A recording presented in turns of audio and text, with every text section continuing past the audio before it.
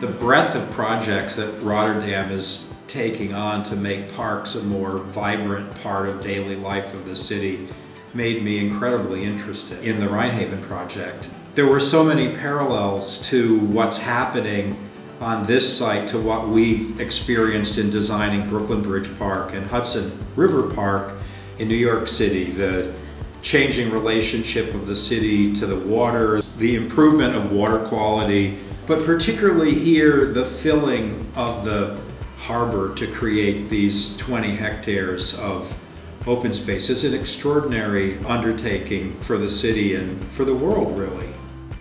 We thought immediately, of course, that in order for a park to be successful in Rotterdam, we had to make something for everybody.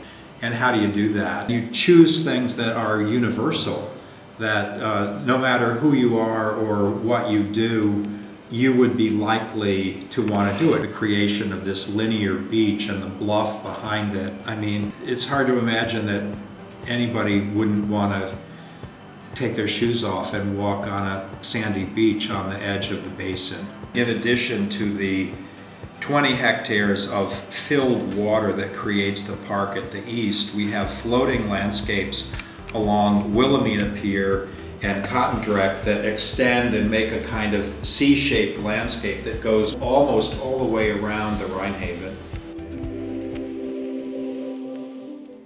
The proposed Rhinehaven Park connects 3 sides of the harbor into a continuous waterfront landscape. Our design pairs civic urban landscapes for social gathering and wild natural environments near the water's edge for exploration and escape. A variety of flexible, open spaces accommodate many of the activities requested during the public outreach process, including a flat 1-hectare lawn and a lawn bowl pressed slightly into the ground to shelter users from the wind. As dynamic as the Rhinehaven Park must be, its success depends on bringing diverse users together in one shared landscape. In this manner, Rhinehaven Park can be a model for inclusive and inviting development in Rotterdam.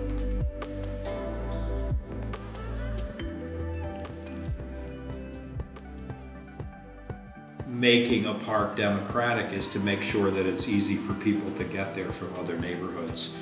And we're blessed with 2 metro stations, the Wilhelmina Pier station to the north and the Rhinehaven station to the south, and at each of those entrances we're creating extensions of the park all the way out to the street edge.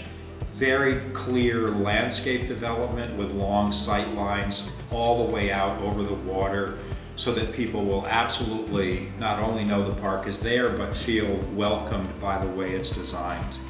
All the while that we were doing the project, we were always talking with the people in Holland about what winter was like, and it brought out a desire in me to make sure that we develop the planting of the park in a way that brings spring early, to have flowering trees and things with early leaves and late leaves, and then to do the same thing in the autumn, to choose trees that just give you a spectacular, end of summer, slide into autumn, and then arrive in winter. It will ultimately be, we hope, one of the great things about the project. So it's a real dialectic of kind of things that feel like they're part of the city, and then a landscape at the water's edge that feels of nature.